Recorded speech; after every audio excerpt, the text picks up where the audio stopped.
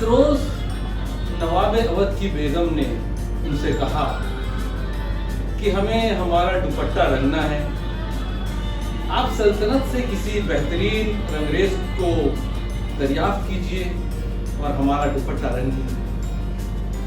नवाब अवध ने अपने कारिंदों को इस काम पर लगाया और कारिंदों ने बखूबी काम करते हुए सल्तनत के एक बेहतरीन रंगरेज की दरियाफ्त की और उसे दरबार में हाजिर होने का हुक्म सादर किया गया। जब रंगरेज दरबार में हाजिर हुआ तो नवाब अवध ने उसे दरबार में बुलाए जाने का सबब बताया और पर्दे की ओट से बेगम साहिबा की उससे बात करवा दी।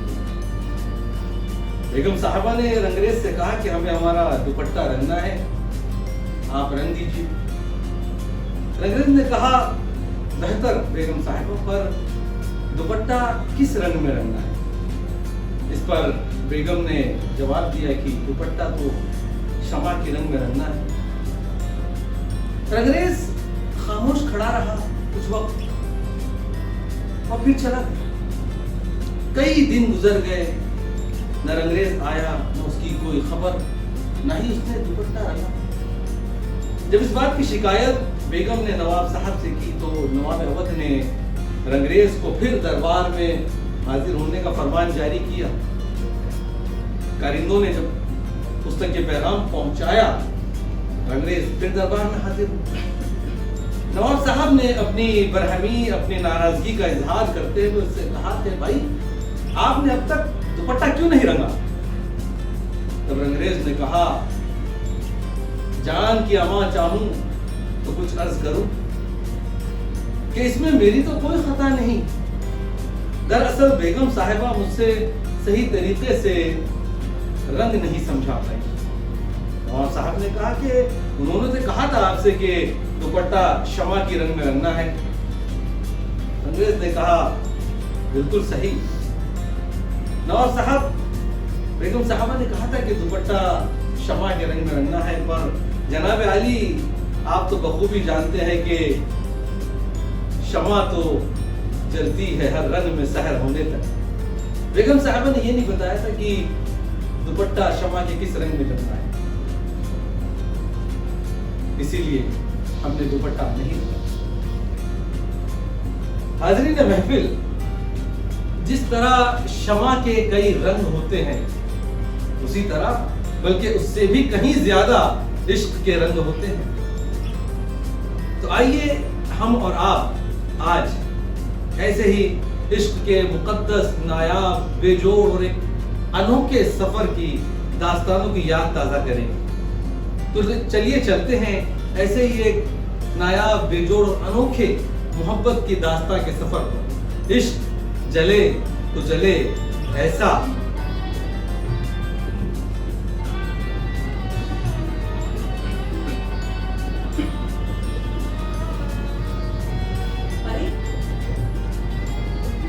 इमरूज साहब कहाँ रह गए?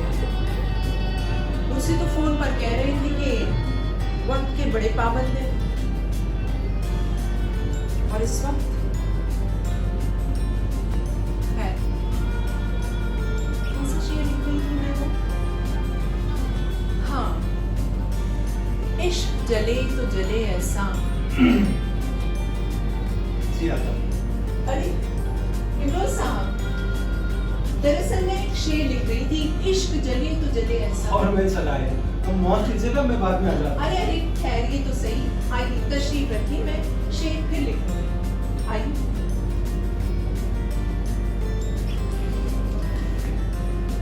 शुक्रिया। वैसे बहुत नाम सुना है आपका। मेहरबानी है आपकी। तो आप भी शमा के साथ से जुड़े? जी मोहतरमा, परवाना हूँ शम्मा। अच्छी गुफ्तगू कर लेते हैं आप। कि आप जैसे अदीबों से सीखा है। आपकी इल्म की रोशनी से परछाइयां बनती हैं, वरना इल्म की दुनिया में मेरा क्या मुकाम? अगर आपका कोई रुतबा या मुकाम ना होता तो शायद आज आप मेरे मकान पर ना होते, और आ ही गए थे तो शायद इतनी बहस ना होती। वैसे ये अदब और आर्ट की तो बहाना बना है हमारी इस मुलाकात। जी खैर छोड़िए ये बहस, ये बताइए कि आप चाय पिएंगे? अच्छा इनकार मत कीजिएगा क्योंकि मैं चाय बहुत उम्दा बनाती हूँ। मैं जानता हूँ। वो कैसे? मेरा मतलब है इतना अच्छा अदब, इतनी खूबसूरत नज़्में लिखने वाली, जाहिर है चाय भी अच्छी ही बनाती है। चलिए आज इस बात का मुवाजना कर लेते हैं कि मैं चाय ज्यादा अच्छी बनाती हूँ या अदब में ज्यादा अच्छी। वो सब आप छोड़िए, आप मुझे ये बतलाइए कि क्या आप जहर भी बना लेती हैं? जहर? वो क्यों? देखिए ये तो पहली मुलाकात है आपसे। अगर ये सिलसिला पहले से कायम होता तो मैं आपसे यही कहता कि आपके हाथों से मैं जहर का प्याला भी पी सकता हूँ। इमरोज साहब, जहर पीने से आपका कोई फायदा नहीं क्योंकि आप जितनी मीठी बातें करते हैं उससे जहर का सारा असर जाहिर हो जाता है। अब आप बैठिए, मैं चाय बना।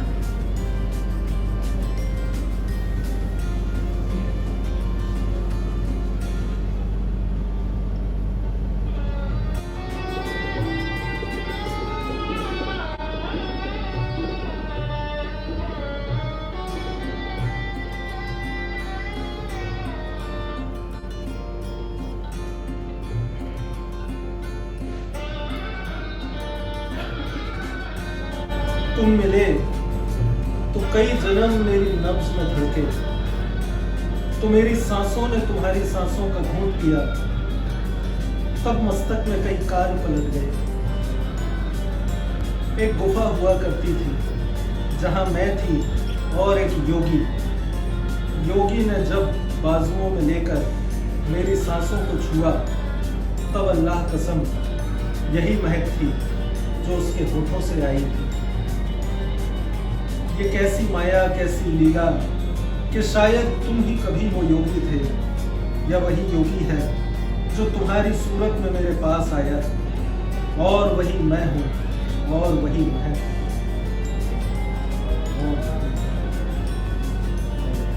पढ़ ली मेरी कविता। जी बहुत दिलचस्प है। लीजिए चाय। शुक्रिया।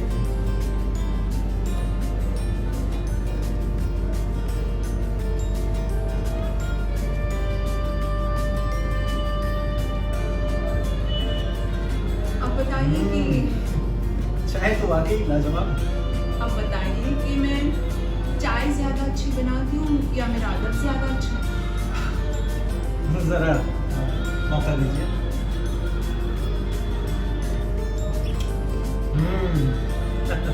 इंतखाब करना मुश्किल है।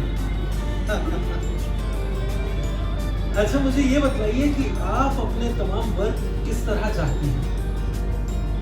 बिल्कुल वैसे ही जैसे मैंने आपसे फोन पर बताया।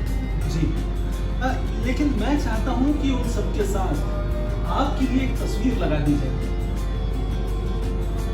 ठीक है, तो जैसे आपकी मर्जी। मैं आपको कुछ तस्वीरें भेज दूँ? नहीं, बराह करम आप बस इसी तरह बैठी रहें। मैं आपको बगौर देखकर अपनी आंखों में जज्ब कर लूंगा और घर जाकर कैनवस पर वेट कर लूंगा। ठीक है, तो देखिए मुझे।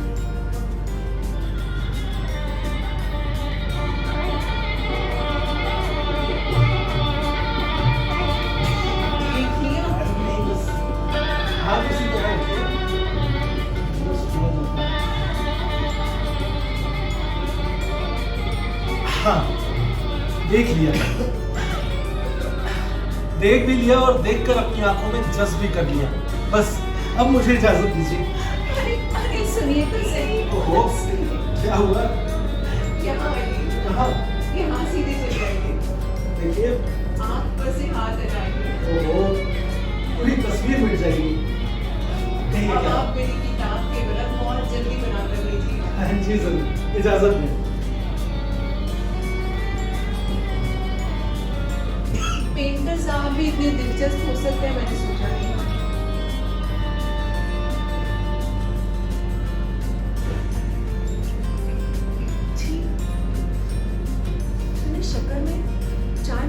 तक नहीं डाली है। और ये भला आदमी से उड़ा के रखती।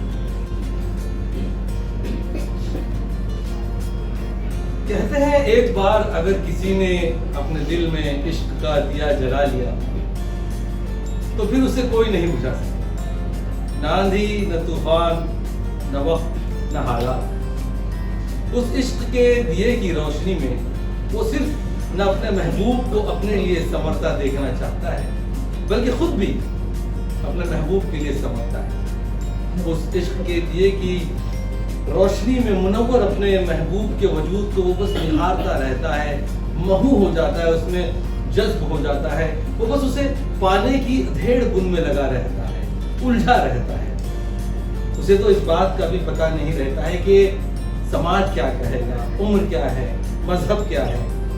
इस ऊंच नीच का उसे कुछ पता नहीं चलता। भाई उसे तो ये भी खबर नहीं होती है कि सहरा में, दश्त में वो जिस चीज के पीछे बेतहाशा दौड़ रहा है वो पानी है या एक धोखा, शराब।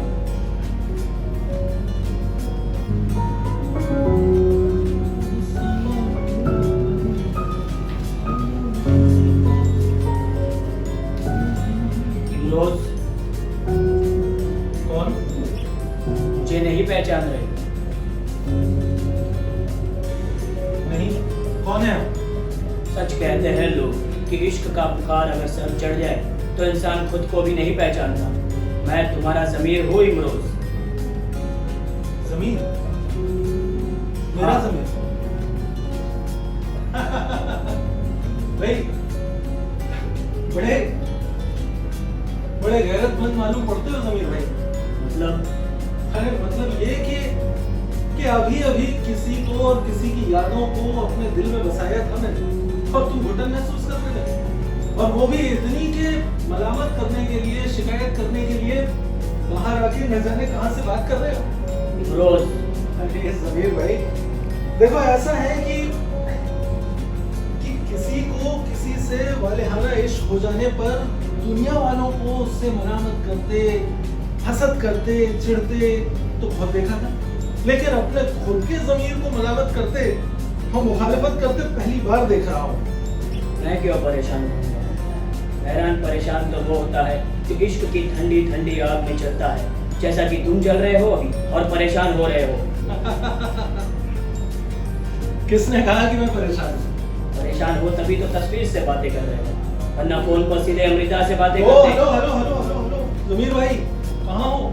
हैं? अरे तुम तो बड़े चालू निकले यार। हैं? मतलब उसका नाम भी जानते हो, अमृता? प्रीतम भी। उसके घर गए थे क्या? हमेशा रहता हूँ क्या? तुम्हारे साथ। ओ मुझे तो ये भी मालूम है कि वो तुमसे बहुत बड़ी है, ना सिर्फ उम्र में बल्कि काम में भी, रुतबे में भी और शोहरत में भी। इसीलिए तुम परेशान भी हो। उसके जीते जी तुम उसके उम्र के बराबर नहीं हो सकते, और ना कभी तुम्हारा कद उसके हुनर और फन के बराबर हो सकता है। चाहे तुम अपने फन पारोगे जमीन पर अपने फन के कितने भी ऊंचे ऊंचे पत्थर रख लो, तुम उसके सामने पाँव नहीं लगोगे। तुम हम दोनों के स्टेटस की बात कर रहे हो शायद। जी हाँ। अरे मेरे बोले जमीर भाई, इतना भी नहीं जानते? स्टेटस, कुंडली, ये सब शादी करने के लिए मिलाया जाता है। इश्क करने के लिए ये दस्तावेज गैर जरूरी है। तो फिर तुम नहीं जानते शायद कि जिस सरजमीन से वो बिलोंग करती है वो वारिस शाह की सरजमीन है। वारिस शाह जिसने दुनिया भर की हर तरह की ऊंच नीच को मिटाने के लिए एक के पीछे एक, एक के बाद एक, न जाने कितने हथौड़े मारे और उन सारी दीवारों को गिरा दिया। तो फिर वो जो वारिस शाह की इतनी बड़ी दीवानी है, वो हमारे स्टेटस, पेशे और रुतबे में क्यों भेदभाव करने लगी? और फिर इश्क तो यही होता है प्यारे, जो जलते जलते अपने साथ दुनिया की तमाम नाहमवार रस्म और रिवाज को जलाकर खाक कर देता है। लोहे दिल पर यही तहरीर लिखी है मोहसिन, लोहे दिल पर यही तहरीर लिखी है मोहसिन, इश्क वालों को नसीहत नहीं की जा सकती।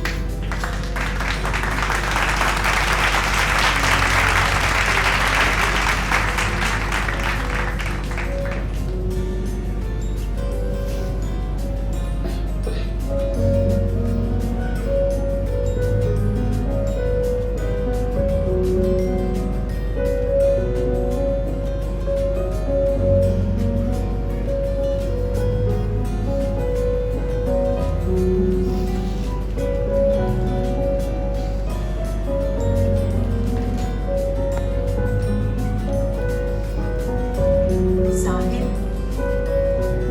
मेरी जिंदगी, मेरे देवता, मुझे अपनी मोहब्बत में मुब्तला करके कहाँ गायब हो गए आप? हर वक्त लहरों की तरह बेचैन रहती हूँ। साहिल मिले किनारा मिले तो टकरा कर पाश पाश हो जाऊं, टूट कर फना हो जाऊं तो शायद इस दिल को कुछ करा रहा है। ठीक कहते हैं आप, मोहब्बत में ये तड़प बदमजा नहीं लगती, लेकिन अगर देवता सामने हो तो पूजा करने में मजा आता है, वरना मोहब्बत की तड़प भक्तों को भी अपनी गिरफ्त में ले लेती है। हाँ, मैं लिखती हूँ।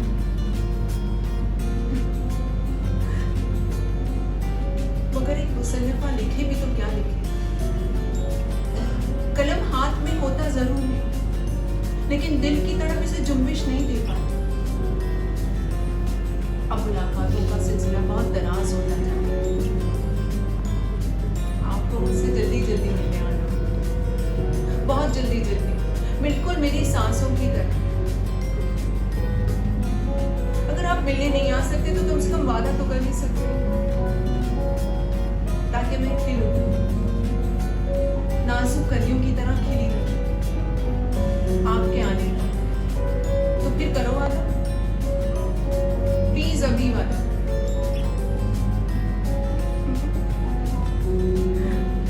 शुक्रिया मेरे देवता, मैं तुम्हारे आने का इंतजार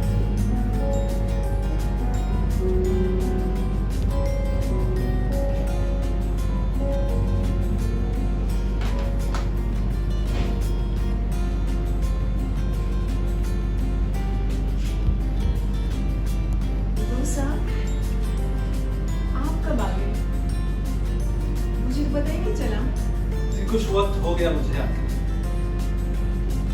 जितना वक्त एक तस्वीर को मुकम्मल होने में लगता है, उतना वक्त और आपके लिए ये नाचीज तोहफा लाया। ये तस्वीर आपने बनाई है मेरे लिए? खूबसूरत। ये खूबसूरत ना भी सही, लेकिन अगर आपके बैठक खाने में से जगह मिल जाए तो शायद ये खूबसूरत हो।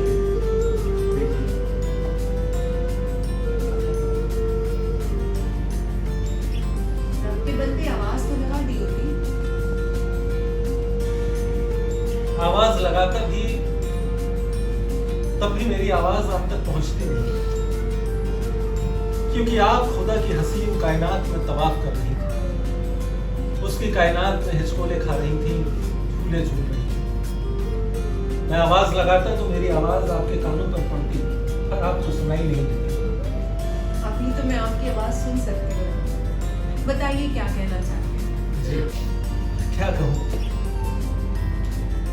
मेरा दिल झुक गया है इस दर्द पे। अब कोई दूसरा दर्द जचता ही नहीं मुझे।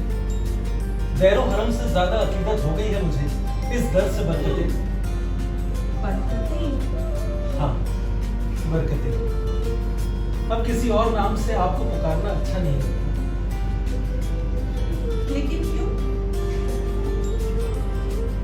जब से आप मेरी जिंदगी में आई हैं, मेरा मतलब है जब से मेरी मुलाकात आपसे हुई है, बरकत ही बरकत नाजिल होने लगी है मुझ पर। काम भी खूब चल रहा है, खुशियां ही खुशियां हासिल हो रही हैं मुझे। अच्छा, तो इन दिनों आपकी हाथों की लकीरों पर किस्मत कुछ ज्यादा ही मेहरबान है। एक बात कहूँगा? एक नहीं, अब दो बात करिए, क्योंकि जिस इंसान पर किस्मत अगर मेहरबान हो, उस पर कोई दूसरा इंसान थोड़ी सी भी मेहरबानी कर दे तो उसका सारा क्रेडिट उस इंसान को मिल जाता है। क्या कहना चाहते हैं? यही कि जी कहिए। यही कि अब से आप मुझे आप कहकर मुखातिब ना किया करें, तो प्लीज।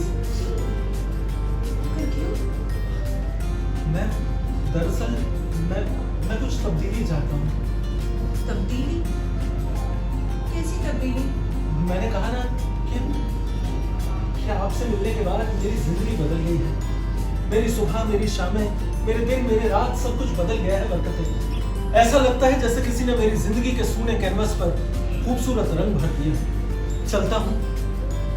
चलता हूं तो मंजिलों की आवाजें आती हैं, ठहरता हूं तो आवाजें आती हैं कि रुको मत, अपनी मंजिल की जानिब गज़न करो। और इसलिए आज अपनी मंजिल के सामने खड़े रहकर ये कह रहा हूं, मैं यहां से कहीं नहीं जाऊंगा। मुझे अपना लो बरकतें। मैं तुमसे बहुत प्यार करता हूं। इमरोज, मैं तुम्हारी इतनी तवील गुफ्तगू का बस छोटा सा ये जवाब देना चाहूंगी कि पहले इस दुनिया का चक्कर लगा कर आओ, और अगर तब भी तुम्हें लगता है कि तुम्हें मेरे साथ रहना है तो मैं तुम्हें तुम्हारा इंतजार करते हुए यहीं मिलूंगी।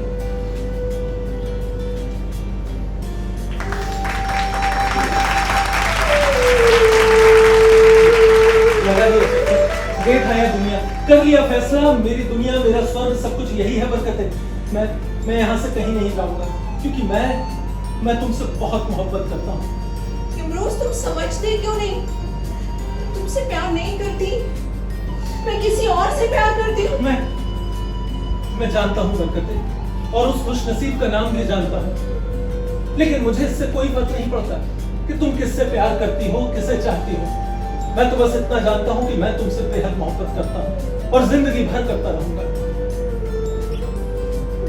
बरकतें, तुम तो इतनी बड़ी अदीबा, अच्छी तरह से जानती हो कि आसमान में सिर्फ एक चांद है, लेकिन अपने अपने हिस्से की जमीन पर खड़े होकर अपने अपने हिस्से के आसमान पर दिखने वाले चांद को हर कोई अपना कहता है। और लोगों के ऐसा करने से कोई उनसे नाराज नहीं होता, कोई उनसे नहीं चलता, चांद भी उनसे नाराज नहीं होता, बल्कि वो सब पे अपनी रोशनी बराबर फेंकता रहता है। हाँ बरकतें, मैं तुम्हें भी एक चांद समझता हूँ बरकतें, और अगर कोई मेरे चांद को अपना कहना चाहे तो उसे कहने देना चाहता हूँ। मुझे इससे कोई फर्क नहीं पड़ता। मुझे फर्क पड़ता है इमरोज। तुम अभी भी मुझसे कह रहे थे ना कि तुम्हारे दिन बदल गए, तुम्हारी रातें बदल गई, तुम्हारी सुबह बदल गई, तुम्हारी शामें बदल गई। पता है सब किस वक्त होता है? जब आपकी जिंदगी की डोर आपका हमसफर थाम ले और दोनों हम पल्ला। जिंदगी में किसी ऊंच नीच की जरूरत नहीं होनी चाहिए, तभी जिंदगी खुशहाल गुजरती है। तुम्हारी और मेरी उम्र में बहुत फर्क है।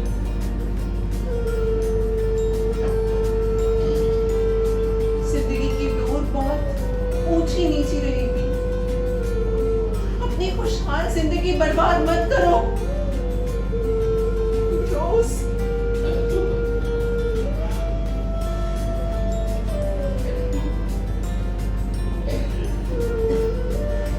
वारिस शाह, कहाँ हो तुम? देख रहे हो, सुन रहे हो मेरे साथ क्या हो रहा है? मुझे मेरी मोहब्बत से महरूम किया जा रहा है, और ऐसा करने वाला कोई गैर नहीं, तुम्हारी अपनी एक दीवानी है वारिस शाह। आज मुझे ऊंच नीच की एक नई डेफिनेशन मालूम चली है। वारिस शाह, तुमने केवल रंग की, ऊंच की, नीच की दीवारें गिराई। अरे तुमने एक हथौड़ा उम्र की ऊंच नीच पर क्यों नहीं मारा? अगर तुमने ऐसा किया होता तो आज मेरी मोहब्बत की छत का साया मेरे सर पे होता। मैं तुमसे बहुत नाराज हूं वारिस शाह। मुझे तुमसे शिकायत है, और मुझे शिकायत है मेरे खुदा से कि उसने मुझे अमृता को दुनिया में भेजने के 7 साल बाद इस दुनिया में क्यों भेजा। अगर उसने ऐसा नहीं किया होता तो आज मेरी मोहब्बत मेरे पास होती। मैं जान गया हूं कि सब मेरे खिलाफ। वारिस शाह, तुम भी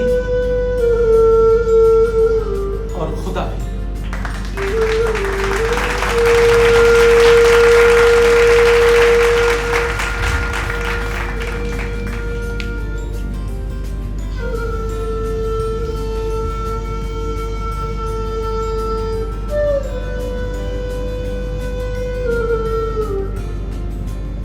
इमरोज की फरियादें वारिस शाह ने सुनी कहना सुनी। उसकी आह बका बाब असर तक पहुंचकर आसमानों के दरवाजे खोल सकी या न सकी, लेकिन अमृता को जरूर झंझोड़ कर रख दिया। अमृता के दिल के दरवाजे इमरोज के लिए हमेशा के लिए खुल गए। हमने इब्तिदा ही में आपसे कहा था कि रंगरेज ने नवाब अवध के दरबार में नवाब साहब से कहा था कि शम्मा तो हर रंग में जलती है सहर होने तक। ठीक उसी तरह दुनिया ने इमरोज और अमृता की मोहब्बत का एक नायाब, साफ और शफाफ पाकीज़ा रंग दिखा जो पहले कभी देखा नहीं। दोनों एक ही छत तले दो अलहदा कमरों में रहकर अपनी बाकी जिंदगी गुजार ली, बगैर इस एहसास के कि किसने क्या खोया, किसने क्या पाया।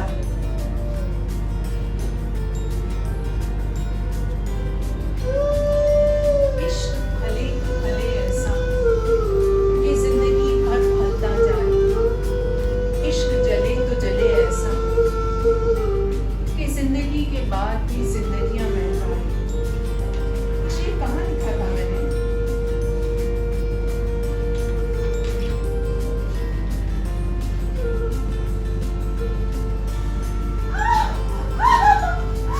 बरकते, इमरोज, बरकते। इमरोज मैं गिर गई। इमरोज, आ जाओ।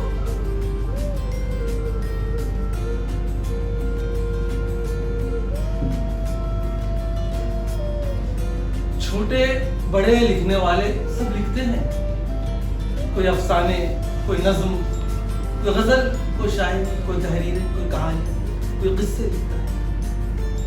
पर वो कातिब तकदीर वो तकदीर लिखता है, इंसान की जिंदगी लिखता है, उसमें पेश आने वाले वाकयात लिखता है और उन वाकयात के खात्मे भी लिखता है।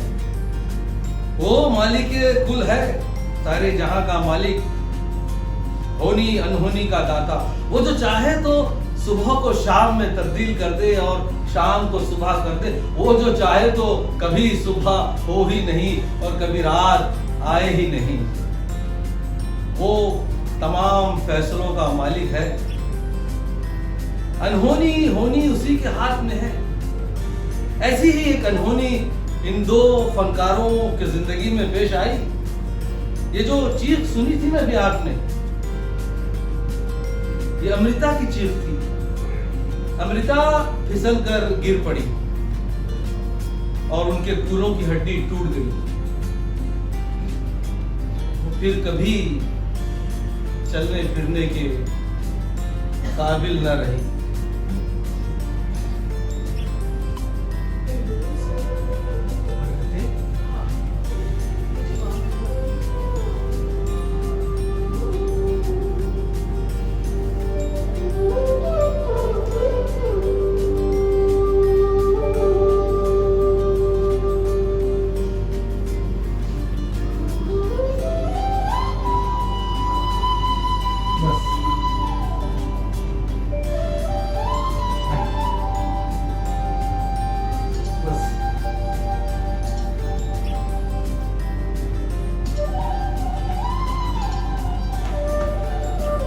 अपने पास रखें।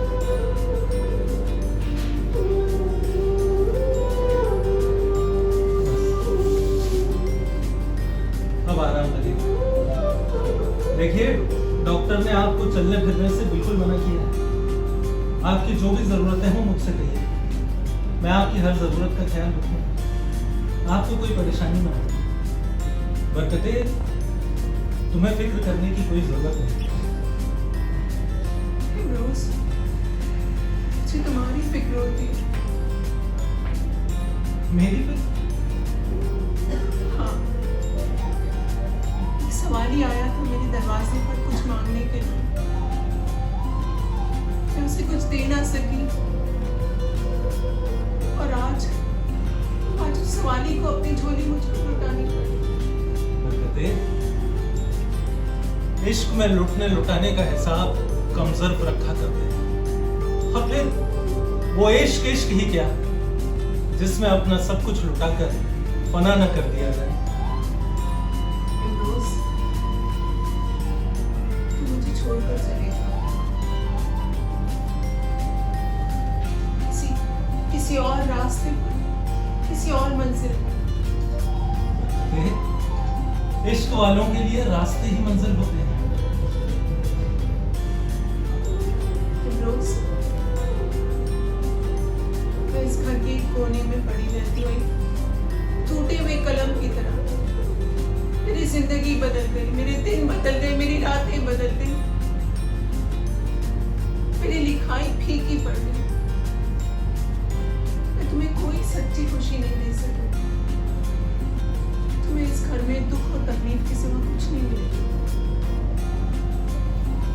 टाइम रोज, किसी जनाजे का बोझ उठाने से ज्यादा मुश्किल होता है अपनी जिंदा लाश का बोझ उठाना, और उससे भी ज्यादा मुश्किल होता है अपनी जिंदा लाश का मलबा किसी और पर ढोना। कितना वक्त हो गया मुझे अपने एक हाथ में ब्रश और दूसरे हाथों में रंगों को उठाते उठाते। अरे भला मुझे क्या दिक्कत होगी उसे अपनी बाहों में उठा लेने में, जिसकी तस्वीरें बनाता रहा हूं मैं। शाबाश शाबाश बरकते, इसी तरह हंसती मुस्कुराती रहा कर। देखो तुम्हारे मुस्कुराते ही पूरे कमरे का मंजर बदल गया और मेरी बनाई हुई तुम्हारी सारी तस्वीरें मुस्कुराती रही। अच्छा, आज मैं आपके सामने एक दावा पेश करने वाला हूं, और दावा ये कि मैं आपसे भी अच्छी चाय बना लेता हूं। यकीन नहीं आता? अभी चाय बनाकर लाता हूं, फिर तय कीजिएगा। बस यही कसर बाकी रह गई थी। ऐसा नहीं है, तमन्ना, ये तमन्ना थी मेरी। आप यहाँ रुके, मैं अभी चाय लेकर आया।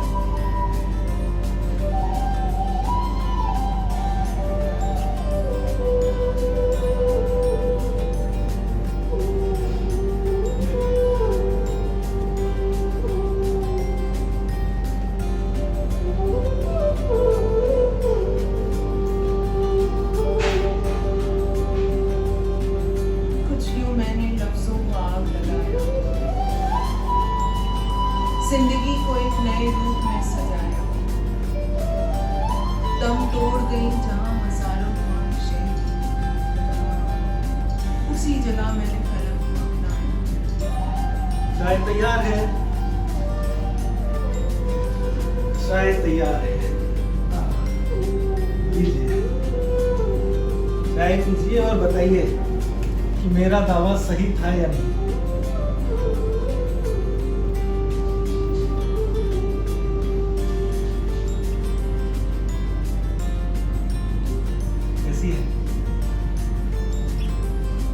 तुमने भी मेरी तरह इसमें शक्ल नहीं। ओह, मैं भूल गया। कमाल है, जो चाय आप बनाती थी वो आपकी मोहब्बत की शीरनी से मीठी हो जाती थी, लेकिन कमबख्त ये चाय मेरी मोहब्बत के असर से मीठी ना हो सकी। इसे होठों से लगाना मुश्किल हो जाएगा। देखो, मैं ना कहती थी मीठी हो जाएगी। Russia, Germany, Yugoslavia, Czechoslovakia, France, Bulgaria और न जाने दुनिया में कितने ममालिक में मीटिंग्स अटेंड करने के लिए, मुशायरों के लिए, मनाज़रे के लिए तनो तन्हा सफर करने वाली अमेरिका आज खुद अपने घर में चलने फिरने के काबिल न रही। जब वो ठीक ठाक थी तब भी इमरोज उनकी बहुत खिदमत करता, खातिरदारी करता, ईमानदारी करता। जब रात को तन्हाई में लिखने बैठती तो इमरोज दबे पांव आता और उनके लिए चाय की प्याली रख देता। ये बरसों तक चलता रहा, लेकिन अब जब अमृता अपाहिज हो गई, लाचार हो गई, तो वो और भी इमरोज के ऊपर मुनहसर हो गई, हर काम के लिए डिपेंड। बार बार इमरोज को आवाजें देना, पुकारना, सदाएं लगाना, कभी फर्श पर बैठने की फरमाइश, कभी कुर्सी पर बैठने की फरमाइश, कभी दरीचे के बाजू बैठने की फरमाइश करती। और इमरोज ये सारे थका देने वाले काम बगैर थके हुए बड़े प्यार और मोहब्बत और उल्फत से करता है, क्योंकि वो अमृता की मोहब्बत में सरशार था। अमृता कभी माजी की बाहों में, कभी हाल के झूलों पे हिचकोले लेती। वैसे तो अमृता के पास अपनी बाकी बची कुची जिंदगी गुजारने के लिए बेपनाह बेशुमार रोशन यादें थी, तहरीरें थी, अफसाने थे, नाम था, शोहरत थी, इनाम और इकराम था, बेशुमार मार्फत थी, यहाँ तक कि राज्यसभा की रुकनीयत भी थी, मेंबरशिप। लेकिन अमृता ने अपने माजी पर हाल की चादर ओढ़ने का फैसला कर लिया, जिस पर इमरोज का नाम लिखा हुआ था।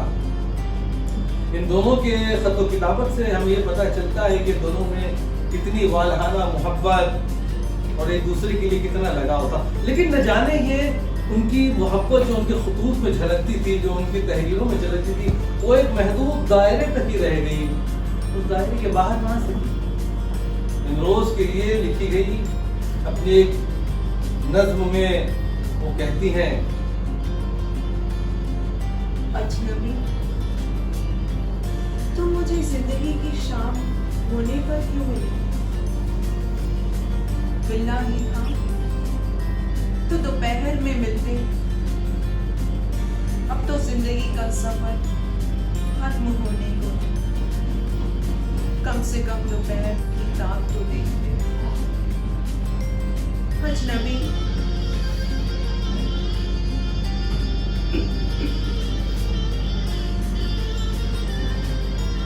इश्क करना, उसका इजहार करना, उसे हासिल कर लेना और फिर उसी इश्क को समाज में, दुनिया जहां में एक एहतराम का मकाम दिलाना, ये आज भी कई लोगों के लिए बड़ा मुश्किल सफर है। लेकिन तमाम बंदिशों को, सारी तकलीफों को तोड़कर अमृता ने अपने लिए एक नई राह बनाई।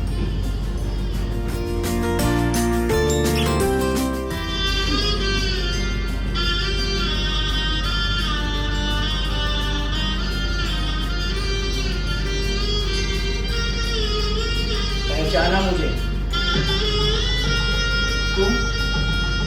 तुम फिर आ गए? जी हाँ। क्यों? गम बांटने। गम बांटने? किसका गम बांटने? कौन गमगीन है यहाँ? तुम। अब ये अफवाह किसने उड़ा दी? तुम्हारी महरूमी ने। महरूमी? हाँ, महरूम तो हो तुम इमरोज। जिस रास्ते पर तुम चल रहे हो, उस रास्ते पर तुम्हारी मंजिल से महरूम है। जिस बाग में तुम बैठे हो, उसके पेड़ों की फूलों की एक पंक्ति पर भी तुम्हारा हक नहीं। हत्ता कि तुम उन फूलों की खुशबू से भी महरूम हो, और मोहब्बत के नाम पर जिसका हाथ तुमने थामा है, उसकी हथेलियां तुम्हारे नाम के लकीरों से महरूम है। और तुम कहते हो कि मैं गमगीन नहीं हूँ। हाँ, मैं गमगीन नहीं हूँ। चलो माना कि तुम गमगीन नहीं हो, लेकिन खुश भी तो नहीं हो।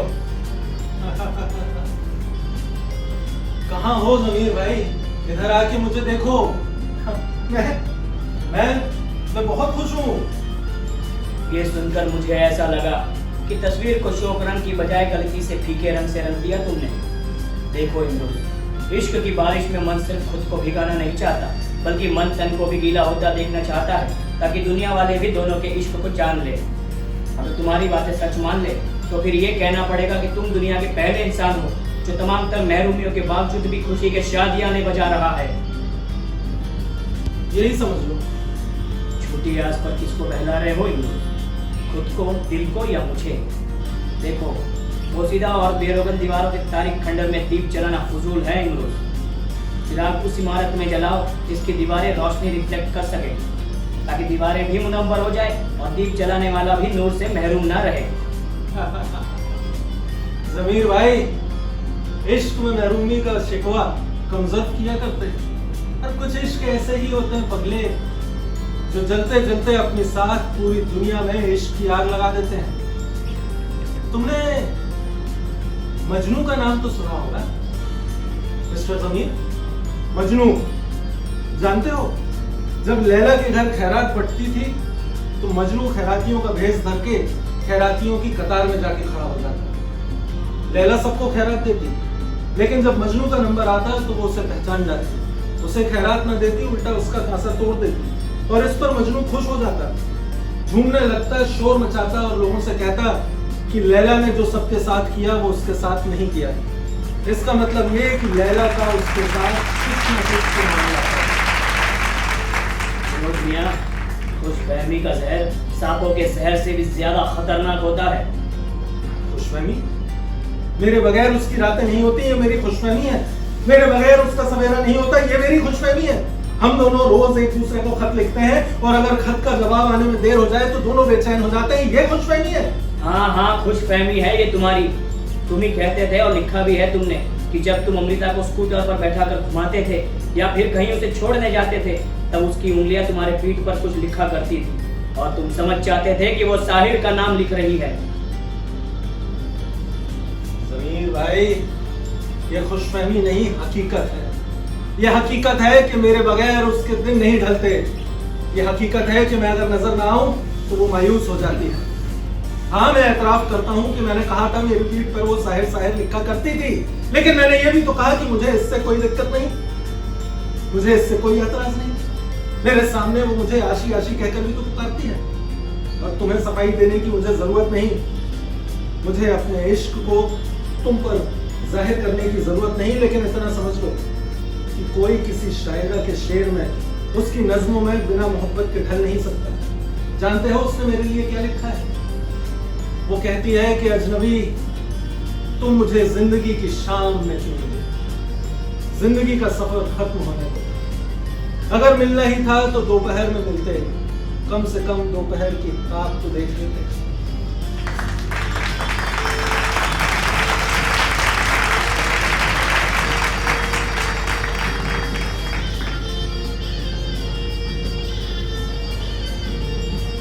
वारिस शाह, मैं तुमसे मुखातिब हूँ।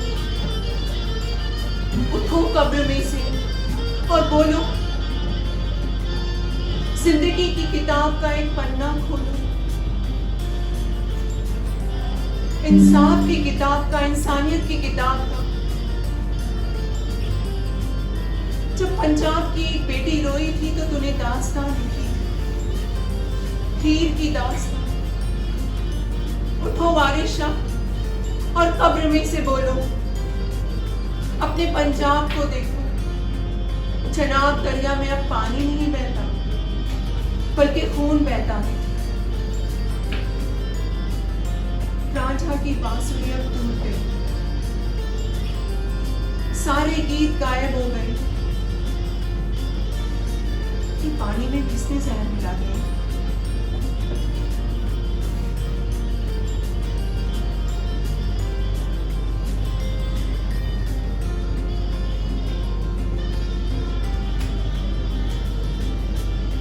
हमने आज ये दुनिया बेची और एक दीन खरीद कर लाए।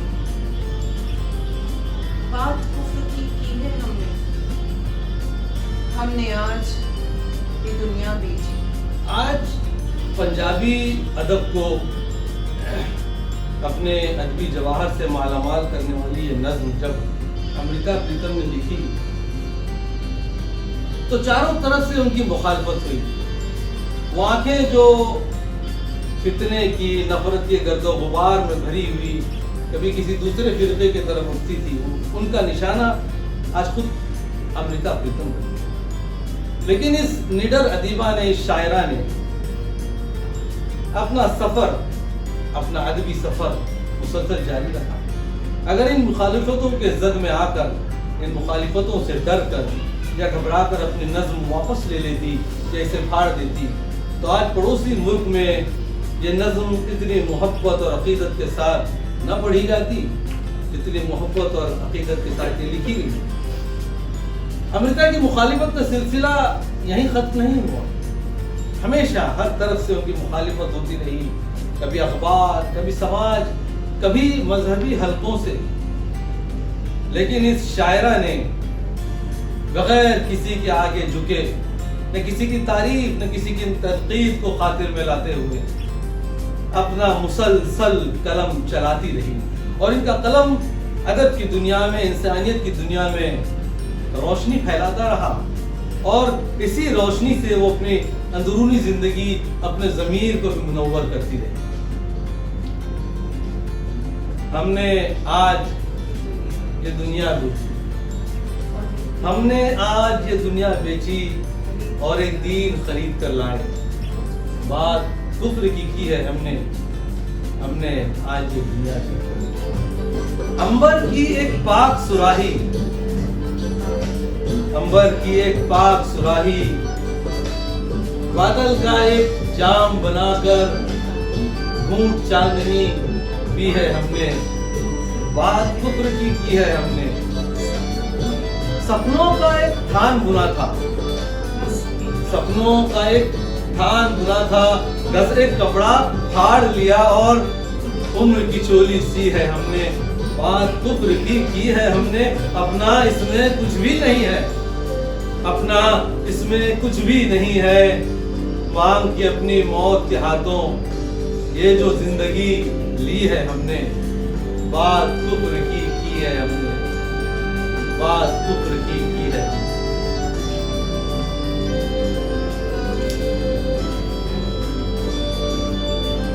इमरोज, इमरोज, बरकते, क्या बात हो? इमरोज, मेरी रचनाओं में से, मेरी तहरीरों में से रंग गायब होता जा रहा है। ये पंछी, बादल, जमीन, आसमान, चहचहाते हुए परिंदे, जैसे ये सब कुछ गायब हो रहा है। कहीं ऐसा तो नहीं कि मुझ जैसा इंसान जो हवा में पक्षियों की तरह उड़ता था, वो इस घर में कैद हो चुका है? इसलिए नहीं बरकते, तुम इस घर में कैद नहीं, बल्कि तुम इस मुट्ठी में कैद हो। और तुम्हें अपनी मुट्ठी में कैद कर लेने के बाद मेरी मुट्ठी फैलकर इस दुनिया से भी बड़ी हो गई है। पेंटर साहब, तुम शायर कब से बन गए? सुनो,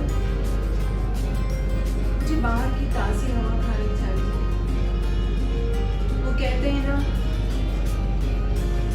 कि जहन को और पानी को हमेशा बहते रहना चाहिए, वरना इस पे जो जमूद आता है वो दोनों को गंदा कर देता है। सुनो अर्शी, तुम्हारे चलो हाँ बरकते, खिड़की के पास बिठाओ। समझ गई।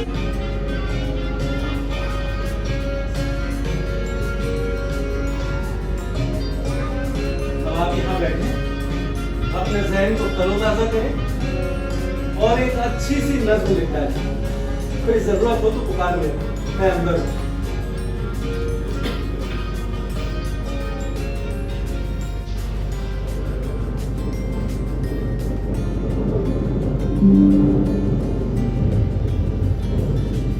आशी, आशी जल्दी आओ। आशी, क्या हुआ बरकते? घबरा गई? कहिए, बादलों के गरजने के शोर से घबरा गई? नहीं आशी, मैं बादलों के शोर से नहीं, इस बिजली की चमक से नहीं, बल्कि अपने दिलो दिमाग में उठने वाली यादों के शोर से घबरा रही हूँ। आशी, खिड़की बंद कर दो आशी, प्लीज ये खिड़की बंद कर दो आशी।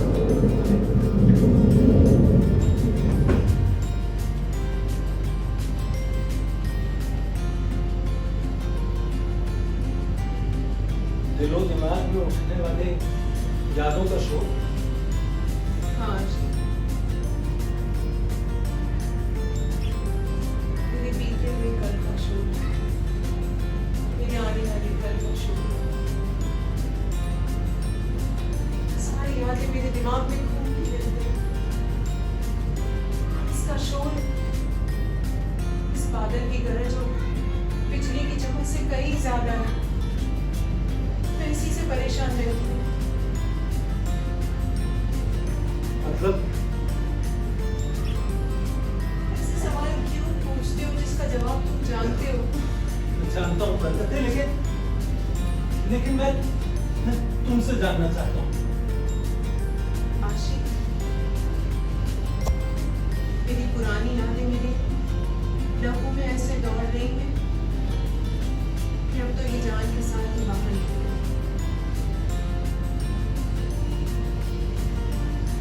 समझ गया तुम किसकी यादों का तस्करा कर रही हो, समझ गया। लेकिन मैंने तुमसे पहले भी कहा था कि मुझे इससे कोई फर्क नहीं पड़ता।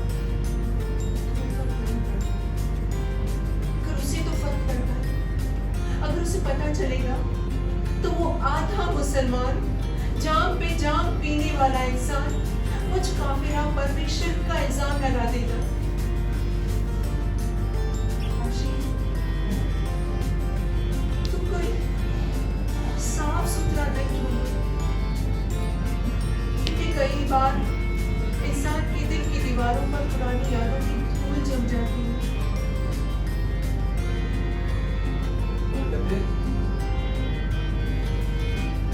कहते मैंने अब तुमसे कहा उस धूल को साफ कर दे।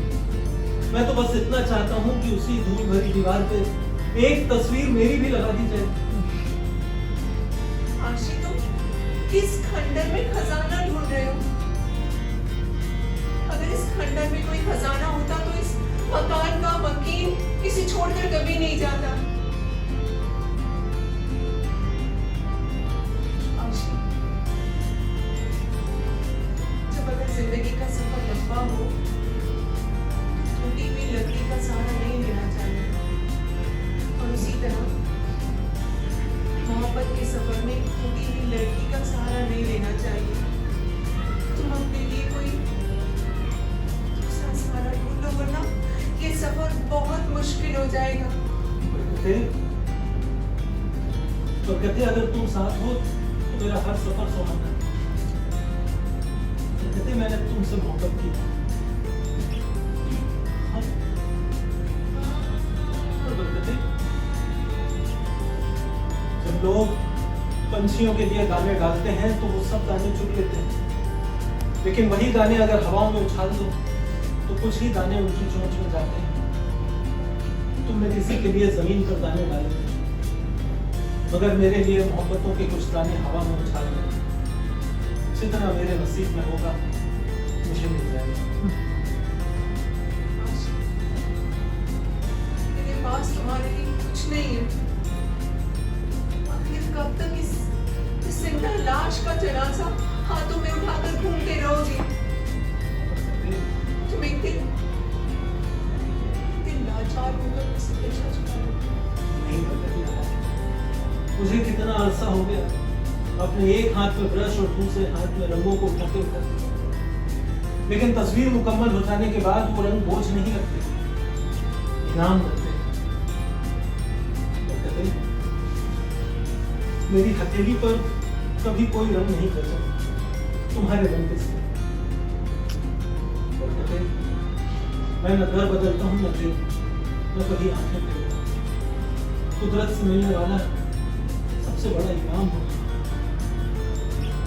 आशिक, सारी दुनिया खूब कराई, मगर तुम जैसा नादान इंसान मैंने कभी नहीं देखा जो इस अजाब को इनाम कहता है। नहीं बरकते नहीं, तुमसे मोहब्बत नेकी है, गुनाह नहीं, और नेकी का बदला इनाम होता है, अज़ाब नहीं। आशिक, ये रिवायत है कि प्यासे को ताजा पानी और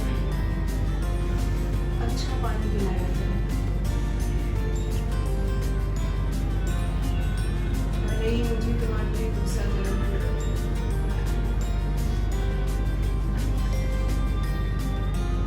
मैंने तुम्हारे लिए एक नज़म लिखी। मेरे लिए हाँ। जाओ कागज लाकर दो। इस पर मैं तुम्हें पढ़कर सुनाती हूँ। सब रोना कर लिया।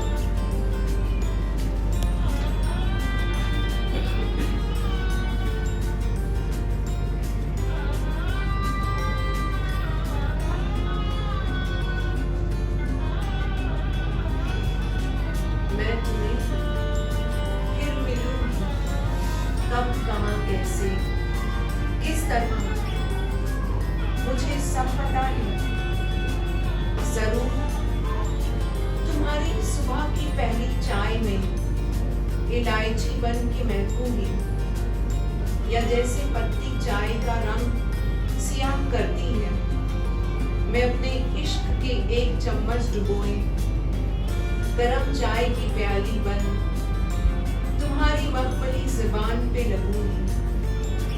मुझे पता है ठीक कहाँ, कैसे, किस तरह मैं तुम्हें फिर मिलूंगी, या एक पॉकेट में बैठी मिलूंगी जिसे खोल के एक सिगरेट निकाल अपनी उंगलियों से तराशते हो मैं उसी धुएं के एक लंबे से कश बनकर तुम्हारे होठों से मिलूंगी, तुम्हारी सांसों से कुछ देर बात करके, सुकून की गहरी आह बन के तुम्हारी छाती में लगूंगी। मुझे पता है ठीक कहाँ, कैसे, किस तरह मैं तुम्हें फिर मिलूंगी। मैं और कुछ नहीं जानती, बस इतना जानती हूँ कि एक वक्त से जूझकर, नसीब को चीर कर, रेखाओं को तोड़कर तुम्हें आना पड़ेगा और अगले हर जन्म में मेरा साथ निभाना पड़ेगा। मैं भी जूझूंगी, चीरूंगी, तोड़ूंगी वक्त, नसीब, रेखाएं, और तुम्हें फिर मिलूंगी। मैं तुम्हें फिर मिलूंगी। कब, कहाँ, कैसे, मैं तुम्हें फिर मिलूंगी।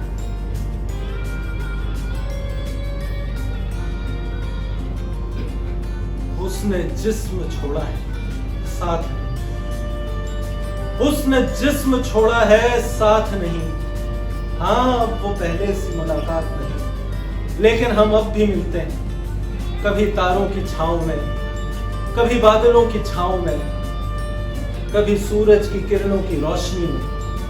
हमें साथ देख फूल हमें अपने पास बुला लेते हैं। हम फूलों के घेरे में बैठकर एक दूसरे को अपना कलाम सुनाते हैं। हम अब भी मिलते हैं। उसने जिस्म छोड़ा है साथ नहीं, उसने जिस्म छोड़ा है साथ नहीं।